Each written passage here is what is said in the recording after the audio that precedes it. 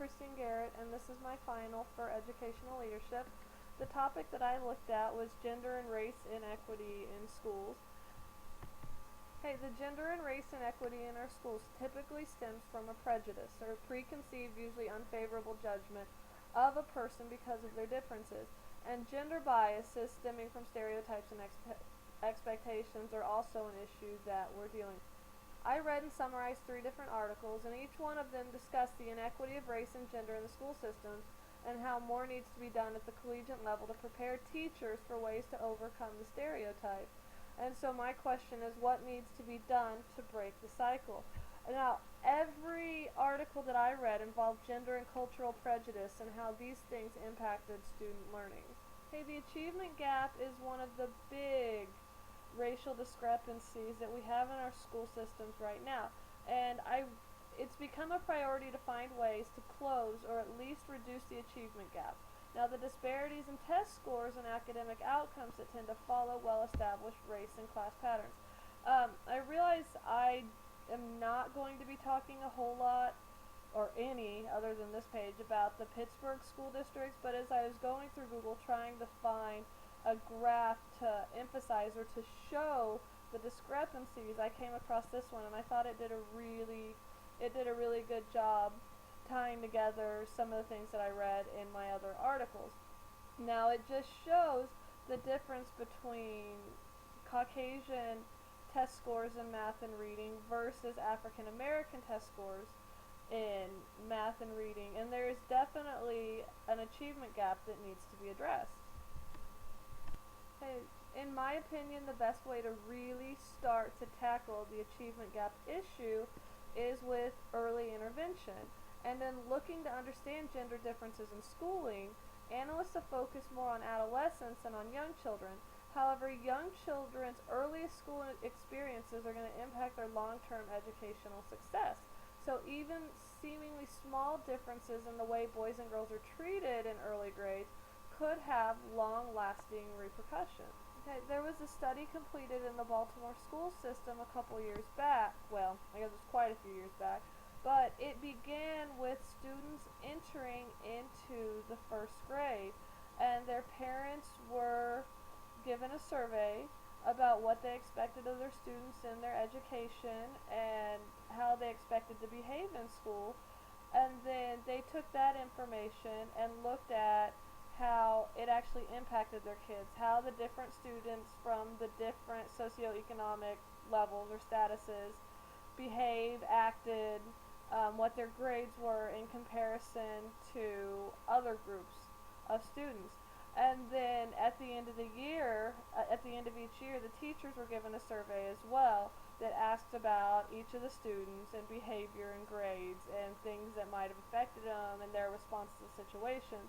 Well, this went on for quite a few years, and then they did a follow-up survey 16 years later, or it was about 4 years after the graduation of these initial first graders, to find out where they were at, what they were doing, and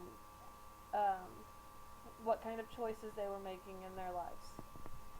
Now, some of the findings of the Baltimore school study was they had access to the entering kindergartners' scores, the kiddos coming into first grade, and the boys had lower basic reading skills such as letter identification and sounds. That was a big thing. But then also throughout the years, girls were consistently rated higher in their behavior and in their reading skills. And it also talked a lot about how differently parents treat boys and girls.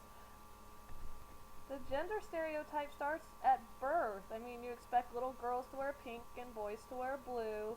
And as they get older, little girls are supposed to play with Barbie dolls and baby dolls and play dress up, while boys are supposed to play with trucks and play sports. And they're supposed to roughhouse and tumble around. And as they say, boys will be boys, whereas girls are expected to play nice and use their manners. It's a stereotype that's ingrained in these kids from birth.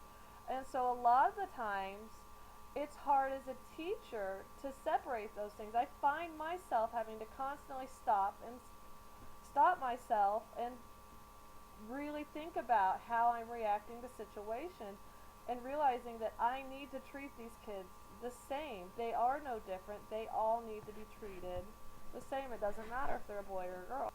So the Boston School Study came from an article called Early Schooling: The Handicap of Being Poor and Male. And after they got through the initial gender discrepancies in it, they went in to talk about free and reduced lunch students and how even that impacted students' achievement levels. Now, what I found was that 83% of students in the Baltimore public schools qualified for free and reduced lunch. Now, at the end of first grade, 25% of boys and 17% of the girls that had the free and reduced lunch were held back, or I should say 25% of the students that were held back were had free and reduced lunch, while there were only 6% of boys and 5% of the girls not on the free and reduced lunch that were retained. Now, the percentages increased through the elementary years. Free and reduced lunch kids always have, in the case of the Baltimore school study, have a higher percentage of retention. And what it was talking about was that boys with low marks or low grades in the first grade are twice as likely to drop out of school as boys with higher grades.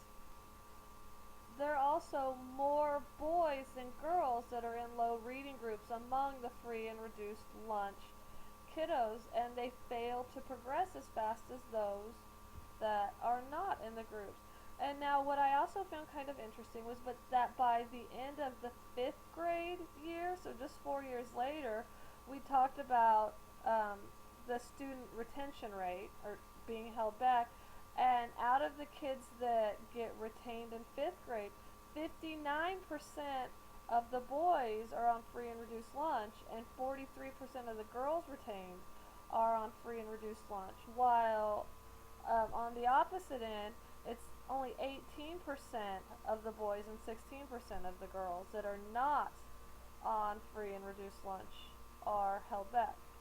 This was just a chart on income eligibility for free and reduced lunch in the Baltimore school district. Now, I wasn't able to find an up-to-date version, but I know from experience on what goes on in our district that they really don't change a whole lot. So this is from 2 years ago, but it gives you an idea of what the annual household income is that you need to qualify for reduced meal prices and or free meal prices. Alright, I think I'm repeating myself on this one, but some more findings from the Baltimore school study was that more boys than girls are in lower reading groups on free and reduced lunch. Boys and girls had roughly equivalent reading scores entering first grade. Yes, they struggled a little bit more with letter recognition and sounds, but it was still close enough to be considered equivalent. But by the end of first grade, there were significant gaps. And then by the end of 5th grade, I mean, this is again just 4 years later, the girls scored on average 18 points higher on their reading assessments. Now, we talked about at the very beginning, they did a final survey that at first it was over the telephone. Some of them they were able to have face-to-face surveys with these students. But at the age 22, among the students that had been on free and reduced lunch, 44% of the men and 52% of the women were neither at work nor in school, compared to 21% of the men and 24% of the women who were not on free and reduced lunch, that they were not working or in school. So there's a definite discrepancy there.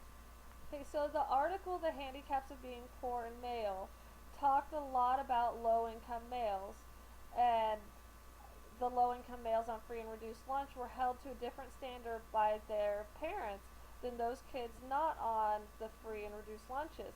The behavior was affected, and also their academics. Now, students were held to a higher standard the students that were held to higher standards were more successful. Teachers and schools have to get to the parents of these free and reduced lunch kiddos early on. They've got to get these parents on board to break the cycle of accepting this stereotype. They've got to help these kids to succeed. Now, give these kids what was suggested in the research was that these kiddos, they need more explicit instructions and they need more practice in classroom behavior early in their schooling experience, and by learning these things early on, it will help them to become more successful as they progress through school. So now we're going to move out of Baltimore and move into how different races are stereotyped in the school systems, or just in our culture in general. Now, cultural influences are not always irrelevant to student achievement. Asian American students do outperform other groups in mathematics. White students do achieve higher levels than African Americans and Latino students, and on their test scores. And middle class children generally outperform the lower socioeconomic status children. Now, individual exceptions do exist, but the patterns cited are fairly consistent. Now, socioeconomic status, income, and educational background of parents, the kind of neighborhood that a student lives in, and most importantly, the quality of school a student attends can significantly affect the achievement. Now, it's rare to hear an expert cite culture as an explanation for why some white students do poorly. So this was another survey that was done on students at an Oakland high school, so it's a completely different age group, but they were surveyed about which ethnic group they believed was the most academically talented. And the vast majority of these surveyed identified the Asian students. However, in an analysis of the data and of the grades, many standouts were Asian, but these students were not representative of the Asian student population as a whole. Now, the average grade point average at Oakland High School of the Asian population was only a 1.9 out of 4. And since these students were perceived as smart, there was little academic support or special services that had been made available. But this just goes to show you that even kids understand these stereotypes, their learned behaviors. Now, I found this very interesting because it did go along well with the stereotype that Asians are all academically intelligent. Now, this was a survey that was judging the students based on race or gender to determine the intelligence, and it's not acceptable that our kids at a young age already have these ideas. But these stereotypes are everywhere, and as educators, it is our job to help our students overcome these stereotypes and learn how to look past them. Okay, is the culture to blame? Even when behaviors rooted in culture are identified, educators must be careful on relying on cultural explanations to guide their thinking about academic achievement. It has a way of reinforcing inaccurate stereotypes because they fail to account for diversity within racial groups. I mean, there's diversity in every group. The underachievement of students of different ethnicities can become normalized when educators and others accept low performance as a byproduct or a factor that they cannot control. Now, too often, educators can grow comfortable with seeing minority students underperform and fail in large numbers. Now, teacher prep programs need to take on some responsibility for this issue. They need to prepare prospective teachers to meet the demands of high-stakes testing in the classrooms, and help the teachers to realize that there are students that have a wide variety of backgrounds, and they need to attend to the issues and be fair. They need for a pedagogy that is anti-racist and anti-sexist. But how is that need translated into teacher prep programs? How do we prepare pre-service teachers to create environments that support all students, especially when so many other pressures are on them to shape their classroom practices? Okay, so my job as a reading specialist in the future is to help build a foundation with these kids from an early age. Get their parents involved from the beginning. Show their parents ways to help their children at home, or give them resources that are easily accessible. Got to get the parents on board to help reduce this achievement gap in our students.